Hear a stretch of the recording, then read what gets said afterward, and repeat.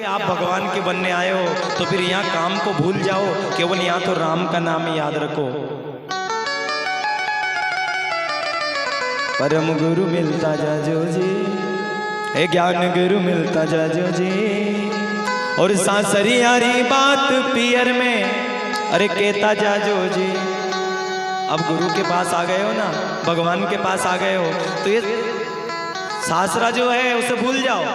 अब कहाँ गए आप? पियर में। और पियर में तो खूब आनंद है, पिताजी के यहाँ कोई रोक टोक नहीं। साड़ी पहनो, चुन्नी सूट पहनो, 10 बार रोटा खाओ, कोई चिंता नहीं। और सासरा में अगर 10 बार खावे तो सासू पटाख के दे, अरे कहीं कुदरी मारे तो असी बहु 10 बार खावे है। पर यहाँ कोई कहने वाला नहीं है, यहाँ तो उसके बन जाओ। जो भी कहना है कन्हैया से कहो, बुलाना है कन्हैया को बुलाओ, पुकारना है कन्हैया को पुकारो, मिलना है भगवान से मिलो तो तुम्हारी नैया भवसागर से पार लग जाएगी। बोलो राधे राधे राधे।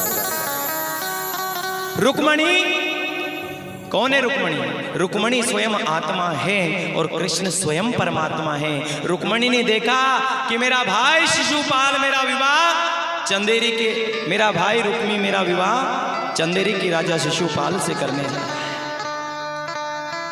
तुरंत समझ गई कि मुझे संसार में भेजा जा रहा है। मैं संसार से हृदय को हटाना चाहती हूँ, संसार से मन को हटाना चाहती हूँ, मैं भगवान के पास जाना चाहती हूँ। रुक्मणी ने तुरंत देर नहीं करी, कहा भाभी यदि चंदेरी की राजा शिशुपाल से मेरे भाई रुक्मी ने मेरा विवाह किया तो अपने आप को मिटा दूंगी, क्योंकि ये जीवन मैंने प्रभु के नाम कर दिया है।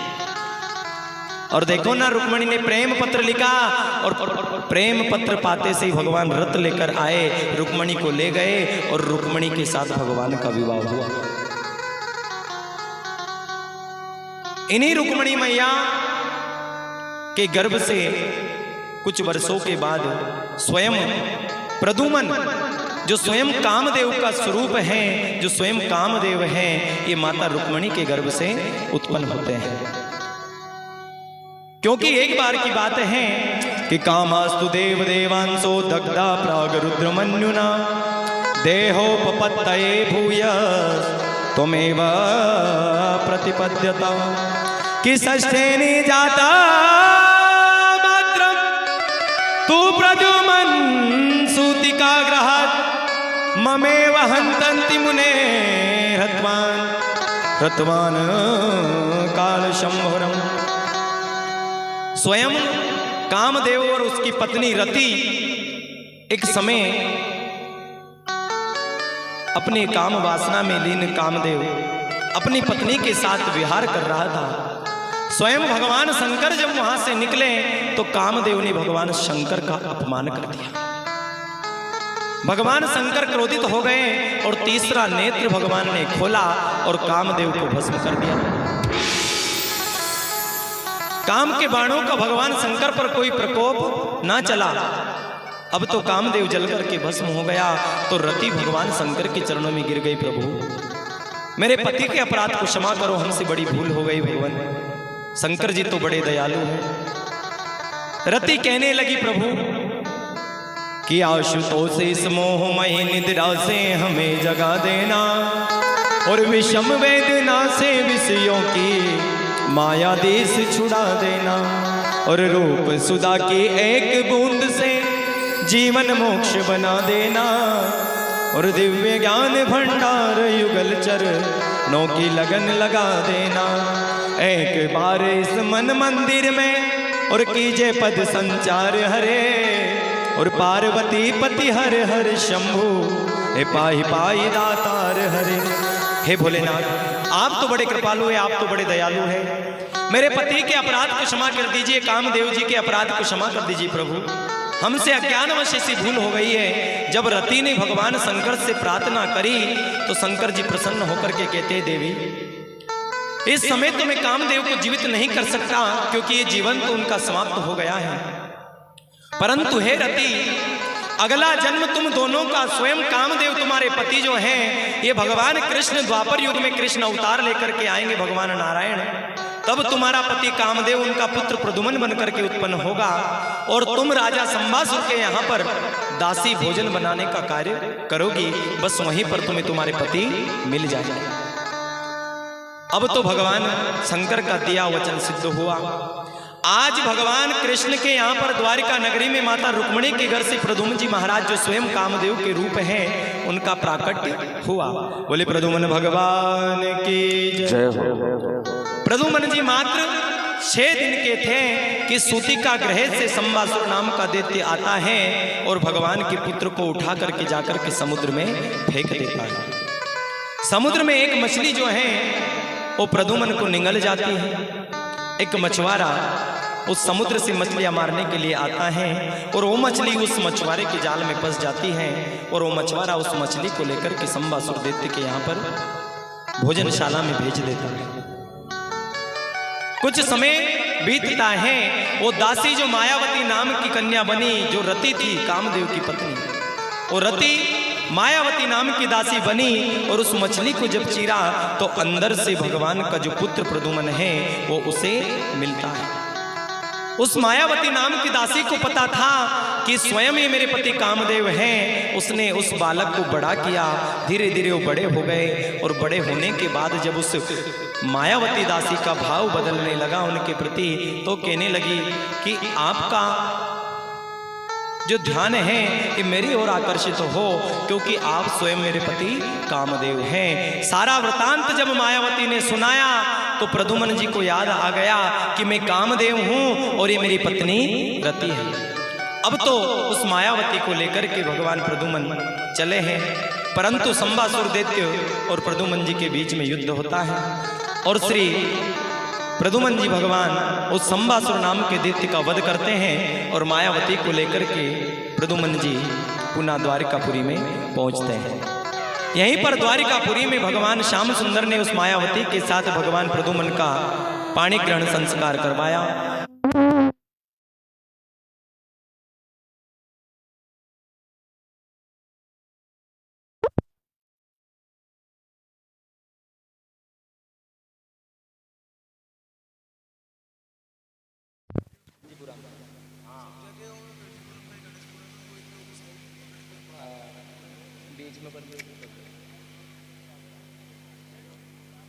घर में पधारे तो ऐसे समय में हमें तालियों से, पुष्पों से, जो भी हमारी श्रद्धा हो उससे उसका स्वागत करना चाहिए। क्योंकि जब राम जी सबरी के यहाँ पधारे तो सबरी ने ऐसा तो नहीं है कि भगवान के लिए कांटे बिछा करके स्वागत किया था, क्योंकि शास्त्र कहते हैं कि बन ना सको भगवान यदि तुम कम से कम इंसान बनो, मत बनो शैतान तुम। क्योंकि यदि ना कर सको तो जो कर रहा है कम से कम उसका ही स्वागत कर दो, है कि नहीं? जीवन में याद रखो, कुछ बातें ऐसी होती है जो हमेशा याद रखनी चाहिए। 7 बात मैंने बताई थी आपको, किस किस को याद रही? अच्छा, मैंने बताया था आप लोगों को कि 7 जगह ऐसी है जहां पर खाली हाथ नहीं जाना है। आपको किसी को याद रहा? किस किस के यहाँ खाली हाथ नहीं जाना चाहिए? भगवान के मंदिर में, गुरु जी के आश्रम में, भगवान की कथा में, मित्र के यहाँ, बहन बेटी के यहाँ, राजा के यहाँ, अस्पताल, पुलिस थाना। ये 2 तो खैर अब हैं, पर 5 जगह तो शास्त्र में बतलाई गई है। थाना अस्पताल तो ऐसा है कि अब यहाँ लूटा मारी चल गई है कि नहीं, बिना नोटों के काम ही नहीं होता। और हमारे गुरुजी रोज कहते हैं आचार्य जी कि पुण्य की जड़ पताल में और पाप की अस्पताल में, है कि नहीं? पंडित जी और से या कथा करने वाले से तो सब छुटा लेते हैं, लेकिन अस्पताल में जितने मांगेंगे उतने ही देने पड़ते हैं। टेंट वाला 1 लाख मांगे शादी में तो देंगे, डीजे वाला 20,000 मांगे तो देंगे, सुनार 5 लाख की रकम का मांगे तो देंगे, चाहे भले उनमें 4 लाख की बने, चाहे खतीर मला दो, पर जितना बोल दिया देंगे। लेकिन जो ब्राह्मण अपने बेटे बेटी को आशीर्वाद दे, जो ब्राह्मण फेरा कराए और गलती से कहीं कह दे कि 2100 रुपया, तो कि ब्राह्मण तो लिटोरा हो गया है। अरे जो आपके बेटे बेटी को मंत्र बोल करके आशीर्वाद दे रहा है, जीवन भर सुखी रहने का आशीर्वाद दे रहा है, फेरे करवा रहा है, उस ब्राह्मण ने यदि 2100 मांग लिए तो कोई ज्यादा नहीं है। और हम तो करवाते ही नहीं 11,000 से कम में फेरे, चाहे कोई बुलाए या ना बुलाए। और हमें तो बहुत बुलाते भी, ऐसी कोई बात नहीं है। लेकिन नियम इतना ही होना चाहिए जितना आप नाचने में, गाने में, तोरण लगाने में, पीने में, खाने में, रिश्तेदार को बुलाने में जितने नियम करते हो उतने ही नियम से शादी करोगे तो फिर जीवन के दोनों पहिए, अगर मोटरसाइकिल को एक पहियों चालू रहे और एक पहियों पंचर हो जाए तो गाड़ी चल पाएगा ही नहीं, चल पाए। पर दो ही टायर में हवा कंप्लीट हो तो फिर गाड़ी कैसी चलती है, एक नंबर। यदि उसी प्रकार यदि ब्राह्मण खुश होकर के दोनों को आशीर्वाद दे दे कि तुम्हारी गाड़ी सदैव आगे बढ़ती रहे तो आनंद हो जाएगा। और कहीं ब्राह्मण की आत्मा दुख गई ना, क्यों? क्योंकि ब्राह्मण क्या है आपको बताएं कि देवाधीनम जगत सर्वम मंत्राधीनाश्च देवता ते मंत्रा ब्राह्मणाधीना तस्मात् ब्राह्मण देवता। ब्राह्मण को देवता यूं नहीं कहते कि आओ महाराज बा, आओ देवता, आओ पधारो पंडित जी आओ, ऐसे ही नहीं कहते हैं। क्यों कहते हैं आपको पता है? देवाधीनम जगत सर्वम, ये पूरा संसार किनके अधीन है? देवता के। जो मांगे कण से मांगे? देवता से। देवाधीनम जगत सर्वम, और देवता किनके अधीन है? मंत्राधीनाश्च देवता। जो कंवर जी महाराज की मूर्ति लाया पर वो पत्थर की थी, उन मूर्ति से कोई नहीं मांगे, पर पंडित जी ने मंत्र बोल बोल के यज्ञ में उस मूर्ति को सिद्ध कर दिया और मंत्र से जब प्राण प्रतिष्ठा करवा दी तो आप ही लोग वहां कंवर जी महाराज के लिए माथा टेकेंगे, उनसे मांगेंगे। क्यों? क्योंकि देवता किनके अधीन हो गए? मंत्र के। बिना मंत्र के देवता में शक्ति आ ही नहीं सकती। ते मंत्रा ब्राह्मणाधीनास, मंत्र किनके अधीन है? ब्राह्मण के। हमने पहले दिन ही बताया था कि कथा का, मंत्र का, यज्ञ का, अनुष्ठान का कर्म किनका दिया है? भगवान ने। क्योंकि भगवान ने जिसकी जहां से उत्पत्ति की है उसे वही कर्म करना चाहिए यदि वो उसके कर्म से हीन होता है। क्योंकि शास्त्र कहते हैं, ऋग्वेद में पुरुष सूक्त के अंदर आया है क्या कि ब्राह्मणोश मुखमासीद बाहुराजन्याकृता ओरो तदस्य यद्वेश्या पदव्यागुं शूद्रो अजायता। मंत्र जो है वो ब्राह्मण के मुख है, मंत्र ब्राह्मण के मुख है। धर्म की रक्षा क्षत्रियों के हाथों में जो बल भगवान ने दिया है, बाहुराजन्याकृता, जो बल क्षत्रियों को दिया है वो किसी को नहीं दिया। जो मंत्र ब्राह्मणों को दिए वो किसी को नहीं दिए। जो संसार का पालन करने की सेवा जो वेश्यों को दी है वो किसी के पास नहीं। वेश्य के पास करोड़ों रुपए रहे फिर भी उसका मन नहीं भरता है। कोई कहे क्या है, अरे बोले कुछ नहीं है यार, ये छोटा मोटा कारोबार चल रहा है बस। और अपन थोड़ा धन पाला तो अपना फग जमीन पे नहीं टके, आसमान में उड़ा। अगर गाड़ी पे कहीं लाड़ी बैठी रहे तो गाड़ी 100 की स्पीड में चाले और दुगनी रफ्तार हो जा। और भगवान के चरणों की सेवा, धर्म के कार्य में सेवा का कार्य जो है भगवान ने सभी को दिया है। इसीलिए प्रभु के चरणों की सेवा करोगे तो जिंदगी में आनंद हो जाएगा। क्योंकि जिस प्रकार रुक्मणी ने सर्वोच्च सब कुछ अपना भगवान को सौंप दिया, कुछ भी नहीं रखा। हे भगवान, आप तो मेरी आत्मा का हरण कर लीजिए, मुझे अपना बना लीजिए। और जिसने ये कह दिया ना, ओ मुरलिया वाले रे सांवरिया प्यारे रे, मुरलिया वाले रे सांवरिया प्यारे रे, ओ मेरा दिल तुझ पे कुर्बा मुरलिया वाले रे, मेरा दिल तुझ पे कुर्बा मुरलिया वाले रे, ओ मुरलिया वाले रे सांवरिया प्यारे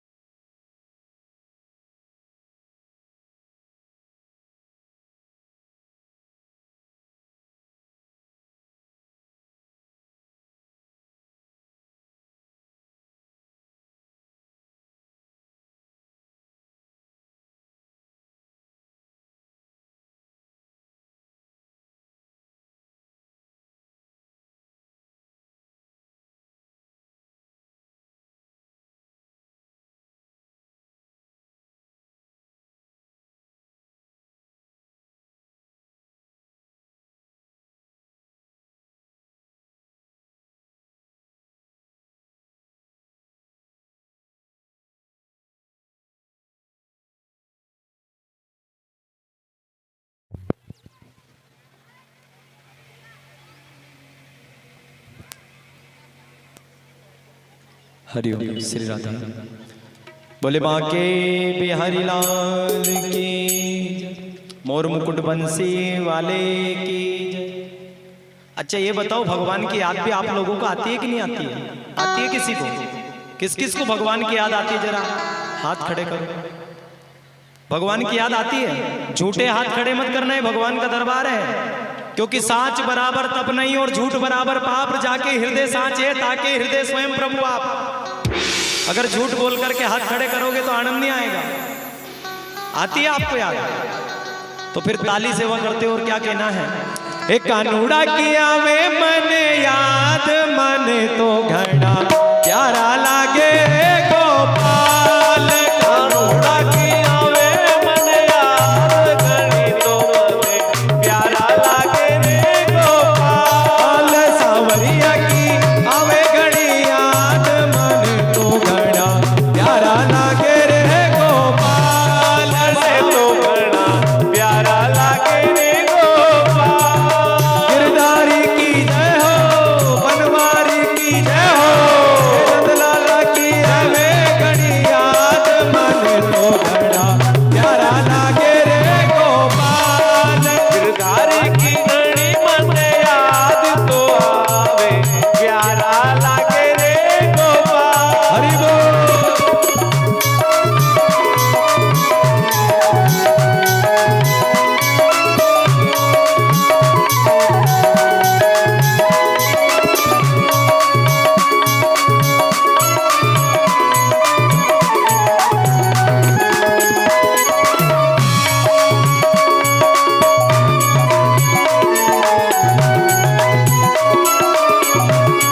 हर तिरछे नयन चरण तिरछे है, तिरछे नयन चरण तिरछे है, नयन चरण तिरछे है, तिरछे नयन चरण तिरछे।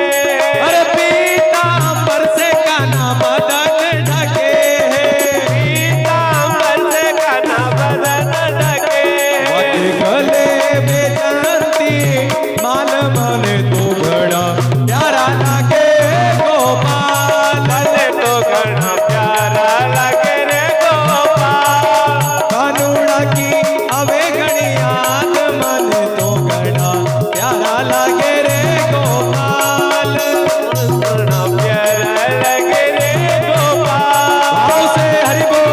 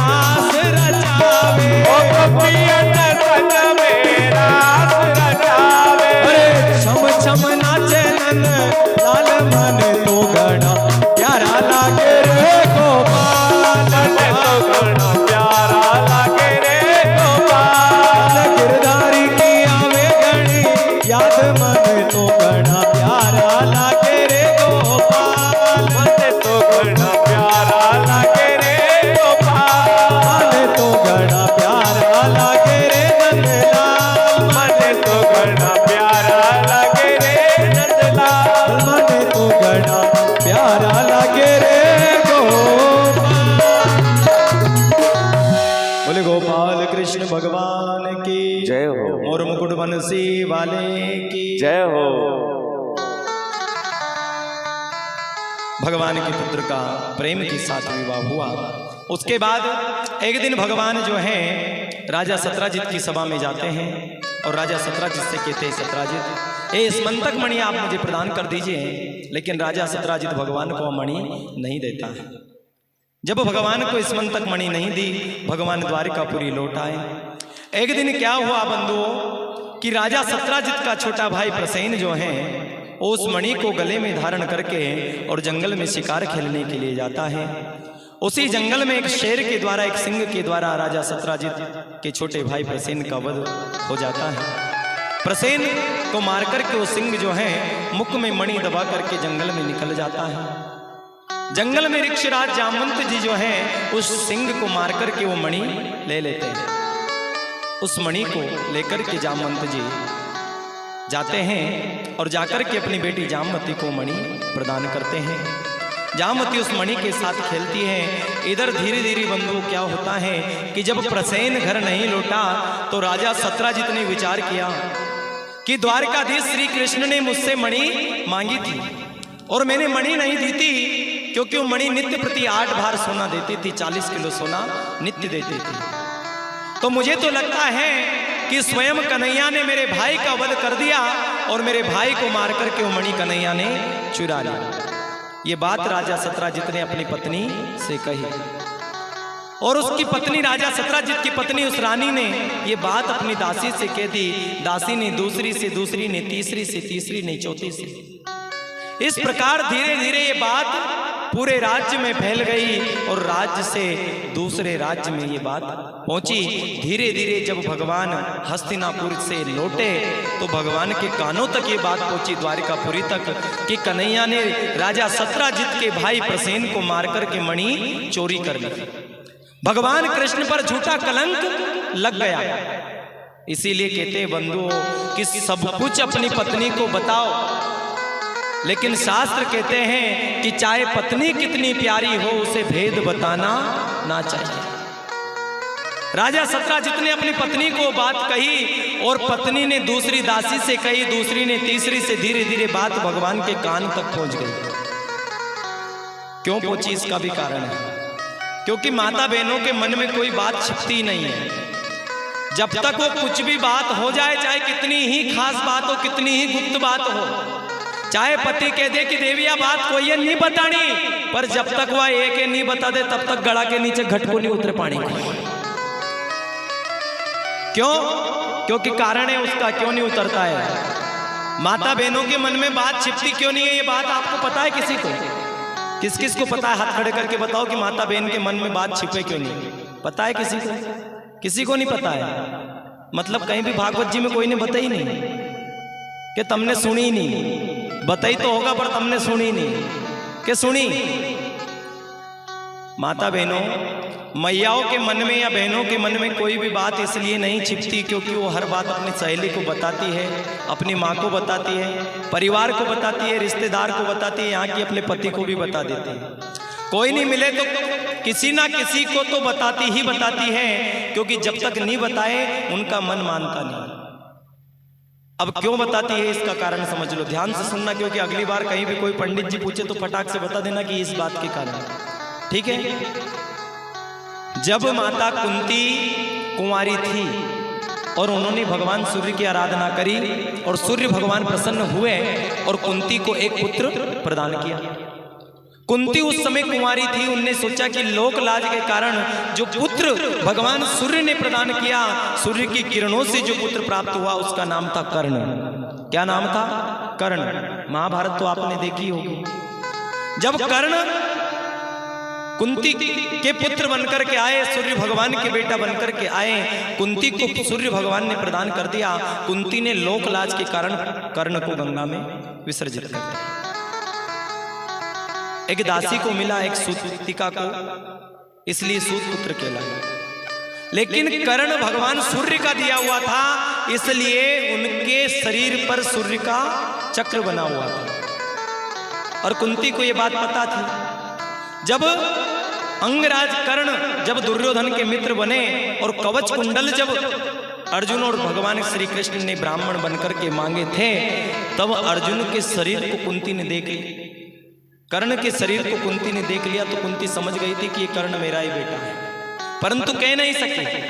और जब रणभूमि में कर्ण मारा गया महाभारत के युद्ध में, तो रात्रि में जाकर के कर्ण के शव को, कर्ण के शरीर को रख करके कुंती रुदन कर रही थी। और युधिष्ठिर जी महाराज उस समय भ्रमण पर आए, रात्रि में देखते हुए रणभूमि में। जब कुंती रणभूमि में रो रही और कर्ण के शव को गोद में लेकर के रो रही थी, युधिष्ठिर ने पूछा, मैया ये कर्ण तो हमारा शत्रु था, और शत्रु को गोद में रख करके तुम रो रही हो, ऐसा हो नहीं सकता मैया, इसमें जरूर कुछ ना कुछ गड़बड़ है, आप मुझे सत्य बताएं, सत्य क्या है। कुंती ने कहा कि हे युधिष्ठिर, ये कर्ण भी तुम्हारा ही भाई था, मैंने लोक लाज के कारण ऐसा किया। और जब ये बात कुंती ने बताई, युधिष्ठिर को क्रोध आ गया। उनने कहा, मैया तुमने हमसे बात छुपाई है, आज हमारे हाथ से हमारे भाई का वध तुमने करवा दिया। आज मैं समस्त स्त्री जाति को श्राप देता हूं कि आज के बाद किसी भी स्त्री के मन में कोई बात छिपेगी नहीं। इसलिए आज जो माता बहन किसी ना किसी को कुछ ना कुछ बताती है ना, ये युधिष्ठिर का श्राप लगा हुआ है, इस वजह से आप लोग के मन में बात रहती नहीं है। इसीलिए 99% माता बहनों को कम अटैक आता है। क्यों? क्योंकि वो सब दिल की बात किसी ना किसी को बता देती है और मनक छुपाए रखे, कपट रखे मन में। गुरु संग कपट, मित्र संग चोरी, या हो य निर्धन या हो ये कोड़ी। गुरु से कपट, मित्र से चोरी, होए निर्धन या होए कोड़ी। इसलिए कपट कभी मत रखो, जो कहना मुंह पे कह दो, पीठ पाचे नहीं बुराई करनी। महाराज पसंद नहीं आए तो पीठ पे पीछे नहीं कहनी, पहले ही कहो, मुंडा पे है क्या नहीं। भगवान श्याम सुंदर को जब ये कलंक लगा तो कन्हैया ने एक पल की देर नहीं की, तुरंत रथ जंगल की ओर लगाया। जंगल में गए, प्रसेन मरा पड़ा हुआ मिला, कुछ आगे सिंह भी मरा हुआ मिला। भगवान आगे जामवंत जी के पांव को देख करके उस गुफा में चले जाते हैं। ऋक्षराज जामवंत की पुत्री जामवती उस मणि से खेल रही थी। भगवान ने जाकर के मणि मांगी। जामवती ने कहा, पिताजी कोई आया है और मणि को मांग रहा है। जामवंत जी आए, भगवान से कहा, प्रभु मेरे साथ युद्ध करो, यदि आप मुझे युद्ध में परास्त कर दोगे तो मैं ये मणि आपको प्रदान कर दूंगा।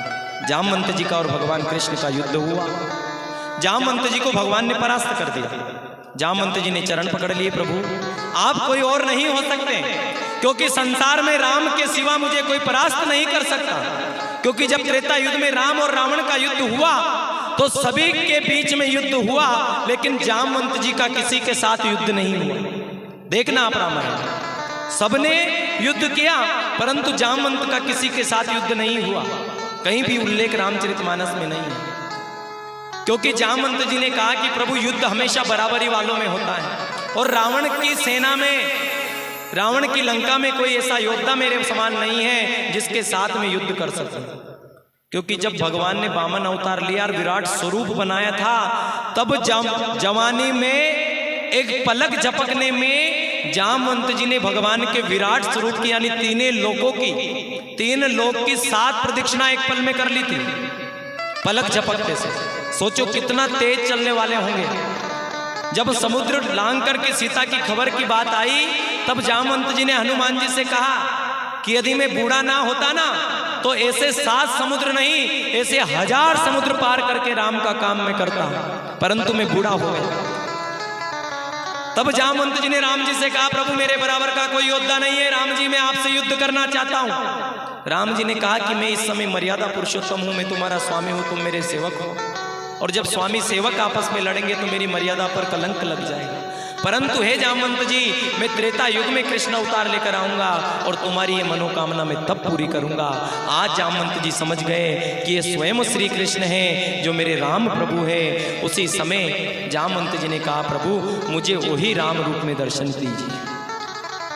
कि कित मुरली कित चंद्रिका और कित गोपियन को साथ, और अपने भगत के कारणे श्री कृष्ण भये रघुनाथ। आज अपने भक्त जामवंत के लिए स्वयं भगवान मुरली और उस चंद्र के समान मुख को छोड़ करके स्वयं राम रूप लेकर के भगवान जामवंत जी को दर्शन दे रहे हैं। बोले राघवेंद्र सरकार की जय हो।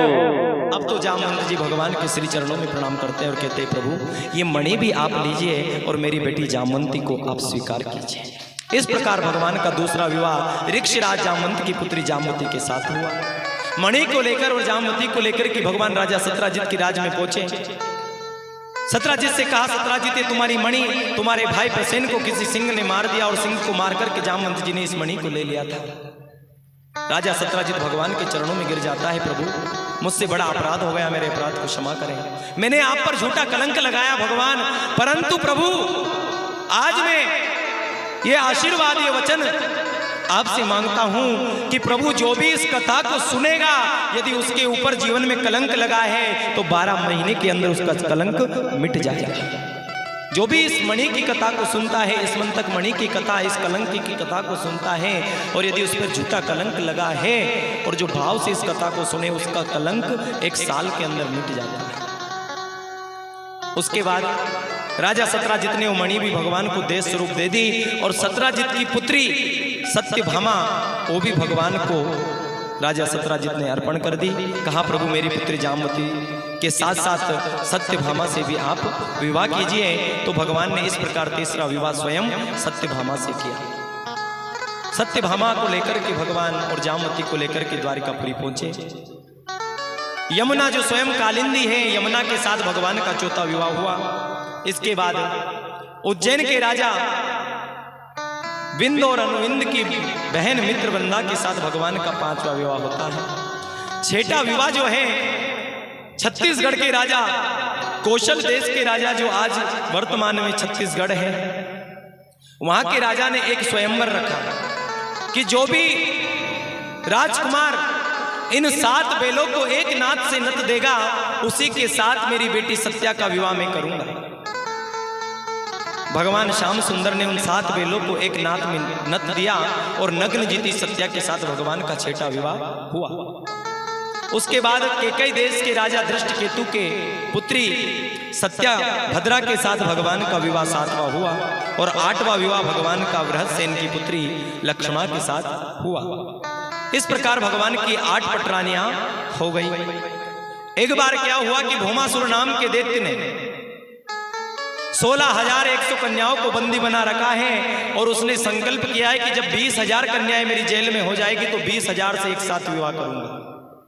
भगवान द्वारिकाधीश को पता लगा कि भौमासुर ने 16,100 गोपिकाओं को बंदी बना रखा है। भगवान ने तुरंत भौमासुर के राज्य पर आक्रमण कर दिया और प्राग ज्योतिषपुर राज्य पर आक्रमण करके भगवान ने उन 16,100 कन्याओं को मुक्त कराया। भगवान ने उन कन्याओं से कहा कि देवियों अब तुम सब अपने अपने घर लौट जाओ। भगवान से कहने लगी प्रभु हम पर पुरुष के यहां पर इतने दिनों से है, अब संसार हमें स्वीकार नहीं करेगा, क्योंकि आपने हमें छुड़ाया है, हमें मुक्त कराया है, तो अब आप ही हमें स्वीकार भी कीजिए। भगवान ने उन 16,108 कन्या जो 16,100 कन्या हैं उनसे विवाह किया और इस प्रकार भगवान के 16,108 विवाह पूर्ण हुए। भगवान के इन 16,108 पत्नियों से 10-10 पुत्र और 1-1 पुत्रियां उत्पन्न हुई। इस प्रकार भगवान की संतति आगे बढ़ी। भगवान के जो बड़ी पत्नी जो रुक्मणी है उनके पुत्र प्रद्युम्न के घर भी एक पुत्र का जन्म होता है जिसका नाम है अनिरुद्ध। अनिरुद्ध को एक अप्सरा जो बाणासुर की पुत्री की दासी है उषा ने कहा कि जाकर के भगवान के पुत्र अनिरुद्ध को ले आओ। वो जाती है और सूती का गृह से अनिरुद्ध को उठा लाती है। उषा के साथ अनिरुद्ध जी महाराज धीरे धीरे बड़े होते हैं। कुछ क्षणों के बाद, कुछ वर्षों के बाद उषा के साथ भगवान अनिरुद्ध जी का विवाह होता है और बाणासुर का वध करके उषा को लेकर के अनिरुद्ध जी पुनः द्वारिकापुरी पहुंचते हैं।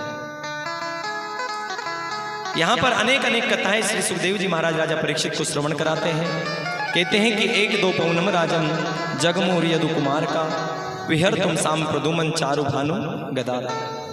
कुछ दिनों तक अनिरुद्ध जी जो हैं वो बाणासुर के यहाँ यानी ससुराल में रहे। लेकिन देखो ससुराल में जमाई इतने ही दिन तक खटाता है जब तक जमाई की वहां पर अच्छी सेवा हो, और यदि जमाई की सेवा ससुराल में ना हो तो ससुराल किस काम का। अनिरुद्ध जी की भी बढ़िया ससुराल में सेवा हो रही थी। ऐसे नए नए एक जमाई जो हैं वो ससुराल में गए। अब नए नए जमाई साहब थे तो साहब नए जमाई की तो बड़ी सेवा होती है। फ्री में गुलाब जामुन, दाल बाटी, पूड़ी सब्जी, पकौड़ी, जो देखो आइटम मिल जाए, 4 बार चाय, काम भी नहीं करना पड़े। जमाई पहली बार ससुराल में गए, जमाई की बड़ी सेवा हुई। जमाई ने तो सोचा क्यों ना थोड़े दिन ससुराल में ही ले लिया जाए, क्योंकि बिना किसी काम किए यहाँ पर तो खूब खाने को मिल रहा है। अब जमाई जो थे और राम नाम के आड़सी, भोजन के होशियार, तुलसी ऐसे जीव को बारंबार धिक्कार। जमाई ने विचार किया कि 10-20 दिन तो रुकी जाते हैं। अब हमारे बड़े बूढ़े लोग कहते हैं कि एक दिन का पावना और दूसरे दिन की पई और तीसरी दिन थारी मती कहाँ गई। तो जमाई 4-5 दिन ससुराल में रहे, खूब सेवा हुई। साले साहब बड़े चतुर थे। जमाई ने विचार किया कि यहाँ तो फ्री में सब कुछ मिल रहा है, घर में तो खेती करनी पड़े, पाणत करनी पड़े, ठंड में ठंडा मरनो पड़े, काम करनो पड़े, डांडा चराना पड़े, बिशा के शुक्लो गलानो पड़े, दूध निकालना पड़े, कतरो काम करना पड़े। जब जाके सूखी पाकी रोटियां टाइम पे मले, नहीं तो नहीं मले। और देखो ससुराल में तो सब कुछ खाने को मिल गया है। अब तो जमाई 10-15 दिन तक ससुराल में रुके। जमाई ने तो अब एक कमरे के बाहर भी बोर्ड बनाकर लिख दिया कि सासरा का आसरा। क्या लिख दिया जमाई ने? सासरा का आसरा। साले ने विचार किया कि 15 दिन से नहीं पड़ी हो गई, आधी जमीन नहीं ले ले। साला बड़ा पढ़ा लिखा था, वो भी चतुर था साला। तो जमाई ने लिखा कि सासरा का आसरा, तो साले साहब ने नीचे रात में लिख दिया कि 10-15 दिन तक। क्या लिख दिया? 10-15 दिन तक। जमाई ने विचार किया कि 10-15 दिन तो हो गया। अब तो जैसे ही साले साहब ने ये बात लिखी, जमाई भी पढ़ा लिखा था, उनने विचार किया कि अगर अना का मन में 80 होगा तो फिर जमाई ने लिख दिया नीचे कि 80 हो तो कह दीजो। क्या लिखा? 80 हो तो कह दीजो। जमाई ने लिखी थी कि सासरा का आसरा, साले साहब ने लिख दिया कि 10-15 दिन तक। तीसरी पंक्ति फिर जमाई ने लिख दी कि 80 हो तो मन में कह दीजो। अब रात को साले साहब आए तो साले के मन में तो वही चल रही थी, करके लिखी होगा। आया जो जूता भी बाद में हिड़े, डायरेक्ट कमरे के पास गए और देखा बोर्ड पे लिखा रहा है कि 80 हो मन में तो कह दीजो। साले साहब ने भी रात में लिख दिया कि नकटा हो तो पड़िया रीचो। क्या लिख दिया? कि नकटा हो तो पड़िया रीजो। अब जमाई के भी वही टेंशन के करके लिखे को दादो। सवेरे जमाई उठे और मुंह भी बाद में धोया, आकर के बोर्ड पर पढ़ा तो ऊपर से पढ़ने लगा कि सासरा का आसरा 10-15 दिन तक 80 हो मन में तो कह दीजो। और नीचे की पंक्ति पढ़ी कि नकटा हो तो पड़िया रीजो। जमाई ने देखी कि अपने तो खूब बड़ी नाक है। जमाई ने तो चाय भी नहीं पी और बाट धर ली। हे अपनों कोई नहीं है जी, अपनों कोई नहीं है जी, और सिवा हरि को छोड़ के अपना, सिवा प्रभु को छोड़ के अपना कोई नहीं है जी, अपना कोई नहीं है जी, अपना कोई नहीं है जी।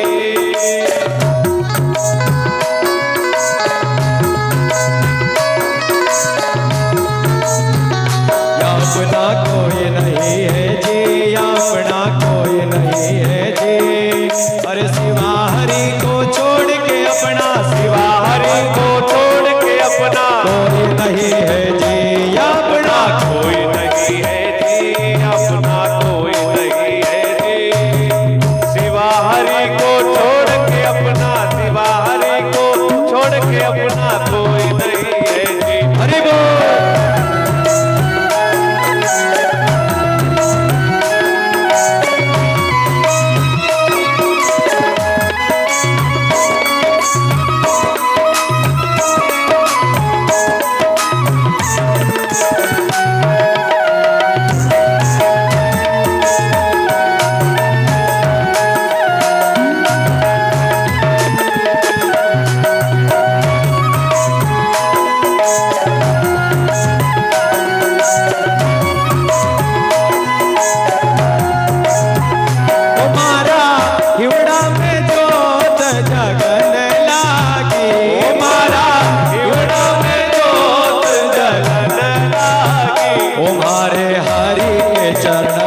की लगन लागी, हमारे प्रभु के चरण की लगन लागी, हमारे प्रभु के चरणन की लगन लागी, हमारे प्रभु के चरण की लगन लागी। भाव से हरि बोल।